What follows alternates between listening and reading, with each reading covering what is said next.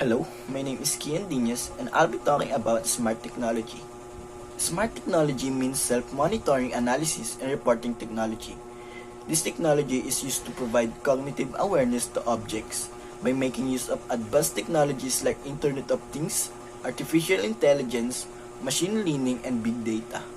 This workplace technology makes use of smart devices like sensors to collate, adapt, and convey information about objects in the environment, making the monitoring process seamless and self-governed.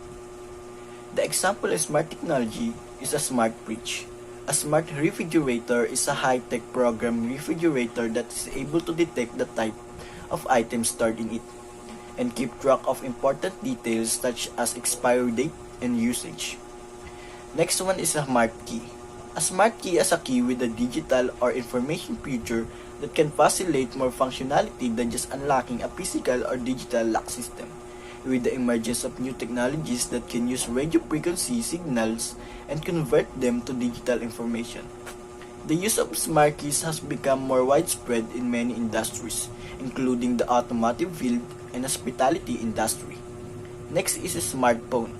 A smartphone is a mobile phone with a high advanced feature. A typical smartphone has a high-resolution touchscreen screen display, Wi-Fi connectivity, web browsing capabilities, and ability to accept applications.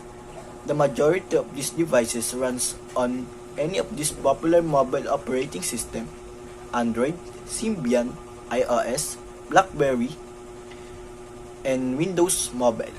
This is only 3 examples that I gave for smart technology. The benefit of smart technology is to help conserve energy. Diminishing fuel sources combined with rising energy costs have made energy conservation top priority for some. Smart technology helps by automating home energy usage. Many of us forgetting to switch off the lights before we leave home, resulting in huge waste of energy and money, both of which we cannot afford. In homes that use smart technology, light usage is automatically regulated, heating and cooling equipment is monitored, and appliances are shut off if not used. Offers convenience and various levels.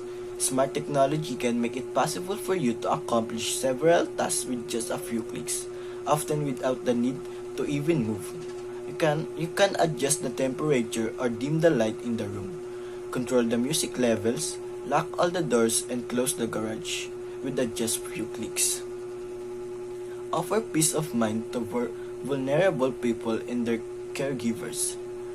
From medication monitoring, track calorie intake to call the emergency services in times of distress, smart technology helps vulnerable people in numerous ways, being able to control their settings to help them live more independent lives, while the many monitoring functionalities help caregivers have more time for their own lives while simultaneously looking after their loved ones. Save money. Everyone loves to save a few quid. With the technology available to water your houseplant, feed your pets, and much more, you no longer to have pay somebody to do tasks for everything time you are away. This is the energy adjusting future, and those savings will add up, quickly returning your original investment and making life much easier.